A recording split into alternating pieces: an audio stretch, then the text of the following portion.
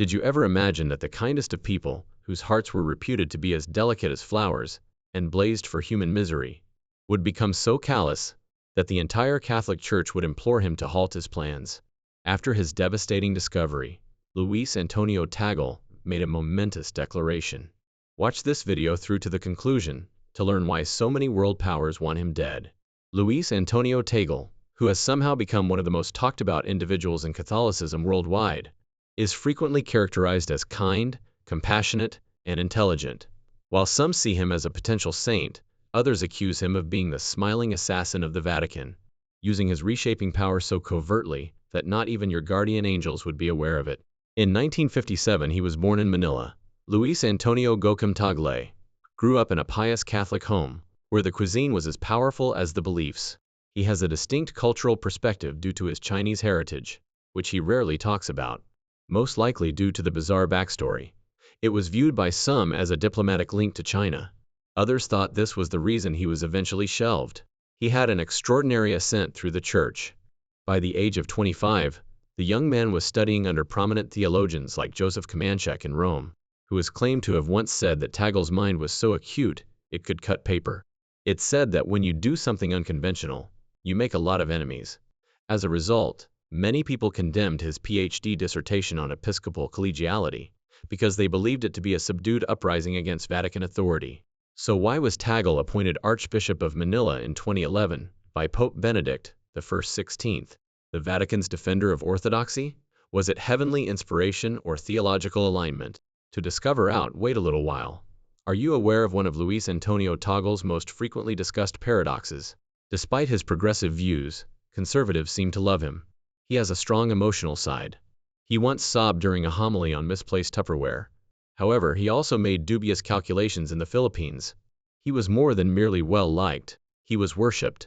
Broadcast across the country, his Sunday sermons drew audiences that could compete with K-pop devotees. Everywhere you looked were Tagle mugs, Tagle shoes, and Tagle calendars. Not only did people listen to his sermons, but many also sobbed while holding tissues and rosaries. Backstage, a more subdued drama was taking place while his face lit up every living room. Behind those smiling eyes and soft smiles, Tagle was profoundly wounded not only by the misery he witnessed outside the church, but also by what he witnessed within. He was posing risky queries regarding the Vatican's response to financial mismanagement and scandals. His detractors accused him of being naive and claimed that he was too weak to survive the blood sport of Roman Curia, which involves politics, and where goodwill is frequently confused with weakness. Insiders, however, have a completely different story. Tagle didn't have no idea. Silently, he was recording names, creating mental spreadsheets, and identifying trends. In essence, he was the most amiable warlord in the Vatican, who was then working as a church detective. But why did he do that? When Pope Francis gave him the keys to Carus Internationalis, the church's international humanitarian arm, in 2015, all of the questions were addressed. At this point, things began to shift. Tagle's vision grew when he visited Syrian refugee camps, bombed out South Sudanese towns, and visited slums in Mumbai that had more soul than sanitary conditions. He saw something he shouldn't have: corrupted individuals and the financial system that supported it. He wasn't merely there to offer consolation to the hurting and take elegant Instagram pictures. No, he demanded receipts, as one Carita employee divulged. Actual receipts. At this point, there were whispers that Tagle was being monitored by both foes and allies. It was essentially the Vatican's foreign minister for missionary areas, when Pope Francis named him prefect of the congregation for the evangelization of peoples in 2019. Some perceived it as an exile, while others referred to it as a promotion. After all, the job had little to no actual power, but a great deal of responsibility. Nevertheless, Tagle was serious about the role.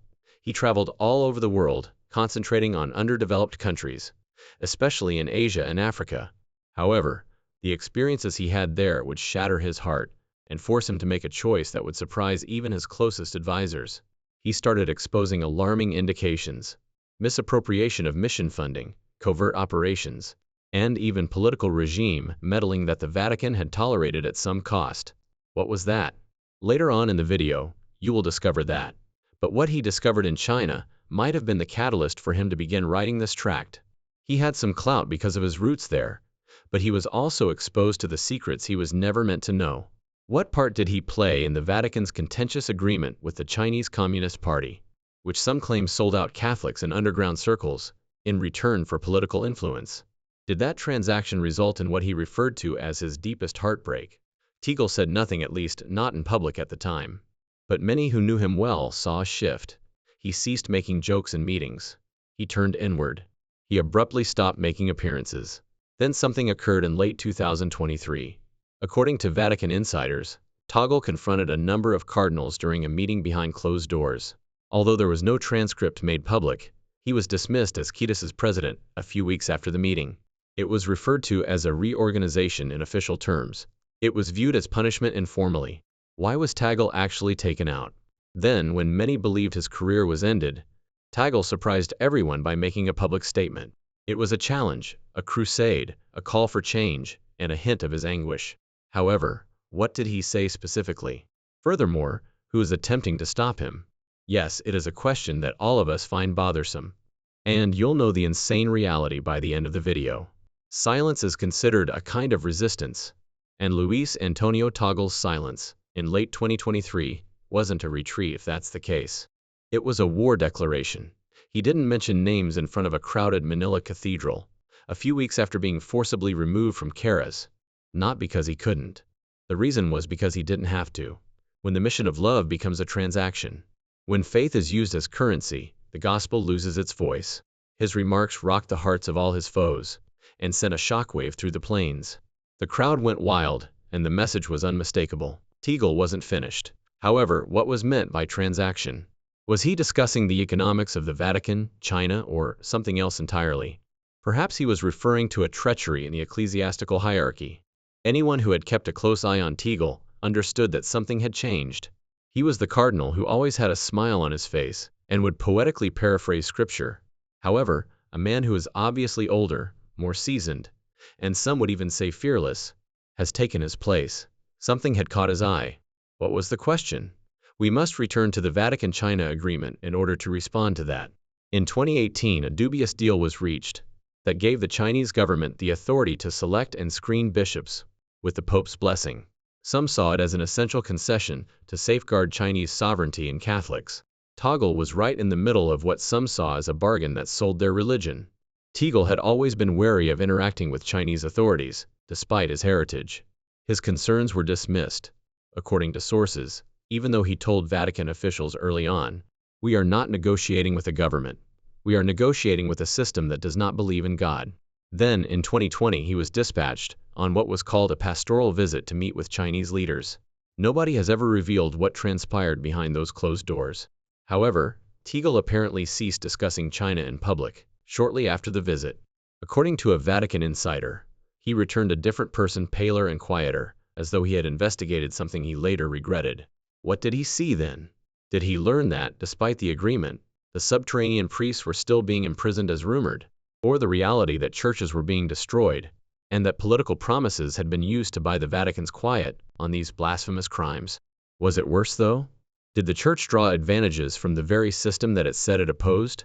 The idea that church finances intended for the persecuted Chinese Catholics were being smuggled off through shell companies is one that has garnered a lot of support in recent months. Additionally, some purportedly connected the state-run religious affairs office in mainland China to this wrongdoing. And who was it that had too many questions about this whole thing? It was, you guessed it, Tagle. Was this the true cause of his expulsion from Cetus? After all, the church was permitting more than just corruption. For financial advantage, the church even disregarded the government's crimes against humanity. When Tagle started asking for thorough audits, everything went south. One whistleblower said that the audits would have implicated anyone wearing red hats. It wasn't limited to China, though. Reports of mission monies vanishing into private estates and fancy cars had also caused Tagle to battle with African bishops. He insisted on yearly financial disclosures as part of his push for transparency. He was accused by others of making unfounded accusations and encroaching on other people's land. Some referred to him as a divine guy who was incapable of tolerating wickedness. However, as the number of people who wanted Tagle removed increased, the pressure continued to mount. The revelation of a leaked internal email that stated, "The cardinal from Manila does not understand Roman diplomacy," came just when everyone believed that things could not get much worse. Another referred to him as a menace, indicating that he was an opponent. By mid-2023, Tagle's fate was being considered behind closed doors, with the document specifically stating he is becoming a liability. Pope Francis was urged to replace him at Cetus by a strong group of cardinals known as the Circle. They claimed that Tagle's initiatives were creating administrative confusion and discord, but some believe the true cause is much darker. Tagle had discovered an old, unfinished, and coded study that connected a number of prominent church members to offshore accounts. Allegedly, mission funds were transferred into private interests in Switzerland and Luxembourg using these accounts. The criminals all went into a panic at this point, losing their minds. They started threatening Tagle and making anonymous phone calls.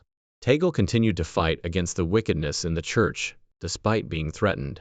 "Leave this alone or you'll be confessing from a prison cell." And there was a disturbing line at the end of his last internal memo as president of Creta. Days later he vanished. If we cannot clean our house, how can we speak of salvation? What do you think then? When he was being cut off, did everyone leave him alone? No, he wasn't abandoned by Pope Francis. In actuality, Tagle's position remained unfilled for months, because Francis publicly refused to replace him. Was time being bought by the Pope? Was he shielding the church from potential exposure, or shielding Tagle? Francis just responded, "Sometimes love requires distance." Then came the campaign when asked about Tagle's dismissal. Tagle rekindled the Shepherds movement at the beginning of 2024. The initiative's goals were to empower local dioceses and grant Catholics the authority to call for reform, inclusion, and transparency. He began his first address with a heartbreaking query. "When even the shepherds have wolves' teeth, who can you trust?" The crowd went quiet. Applause roared after the fanged sheep's heart stopped. For your information, Tagle's movement is more than merely a theological movement. It's a political issue. Thousands of ordinary people across Africa, Latin America, and Asia are being mobilized by him. Bishops are offering assistance. The startling thing is that, at least in private, several Jesuits in Rome have started to defend him. What do you think then? Is Tagle preparing to run for Pope? Or is he making room for another person? It is evident that his impact is greater outside the Vatican than it is inside. And maybe that's the idea. The outcome was precisely what Tagle had hoped for. A few months after the Shepherds movement was revived, not just inside the church, but also outside of it, something changed. All throughout the world, Catholics started asking questions they had never dared to ask aloud. Who is in charge of the church's finances? Who makes the decisions about which voices are heard and which are not? What happens to people who strive too hard for the truth is the most horrifying question. When it was revealed in April 2024 that the final question was the one that proved fatal, Father Enelman Minby's abrupt and unexplained death. He was a former regional auditor for Cetus Africa and a clergyman from Cameroon. Although his death was officially attributed to cardiac arrest, he emailed numerous pages of documents just days prior to his passing, one of which allegedly reached Tagle's private secretary. At least 5 dioceses, some of which having close ties to high-ranking Vatican officials, contained devastating proof of money misappropriation. According to certain sources, Father Enbe had issued a warning in his parting address. "Please know that there is more rot than anyone will acknowledge if I do not live to witness." What are your thoughts? Was there a greater pattern here, or was this all a coincidence? At least 3 lower-level clergy members, who were involved in internal audits since 2021, have either disappeared without explanation, or passed away in unusual ways. None of them have been the subject of an official investigation. You wouldn't believe what transpired a few weeks ago, and how the rot extended even more than the late father believed, if you think that's horrible. Even Tagle, who is normally cautious when speaking in public, was obviously shaken. Some think this is about money. It's not. It's about souls. Souls being sold in the name of God. He allegedly stated this in an off-the-charts meeting with Filipino clerics. That one leaked comment set off a chain reaction that drove people insane. Although Tagle's name was suddenly banned within the Vatican, people now viewed him as a reformer. Even the bishops who had previously commended him now spoke of him icily, as though association alone could lead to monitoring. And maybe it might, since there was a silent but fierce power battle going on deep inside the apostolic palace. The reformists, who were somewhat in line with Pope Francis's idea of a modest, open church, were on one side. The institutionalists, on the other hand, believed that Tagle's activities were dangerously destabilizing. This movement was said to have been led by Cardinal Angelo Brani, a man renowned for his cold-blooded style and skill in Vatican diplomacy. Evidently, Brani had long considered Tagle a threat, due of his access as well as his popularity. As the evangelization dicaster and previous leader of Curitas, Tagle had influenced nearly every aspect of the church's global organization. What do you suppose would happen, therefore, if a man like Briani learned that there were rumors about a black dossier document that was purportedly put together by Tagle's team, and that it had more than 70 pages of private correspondences and financial irregularities? He would panic, you guessed it. One unnamed curial source claimed that if the dossier were made public, it would lead to a crisis greater than the McCarrick affair. The question now becomes, is Tagle bluffing? Because he hasn't made any damning documents public as far as we know. What if, however, he is using them as leverage? He may be waiting until after the next papal conclave, according to some theories. There is little doubt that his impact as a kingmaker or as a candidate would be important if he plays his cards correctly. Others, however, cautioned that this tactic might backfire. He's playing with fire, noted a bishop from Europe. They will make sure he vanishes, either literally or figuratively, as soon as he appears to be a genuine threat. The Pope's position is extremely challenging, which is another unsettling aspect. Francis and Tagle have a strong connection, since they are both pastoral, people-oriented, and have similar opinions about economic inequality, migration, and climate justice. However, Francis is also a product of Vatican politics. He is aware that pushing too hard too quickly could destroy the Church. As a result, he has not publicly endorsed Tagle.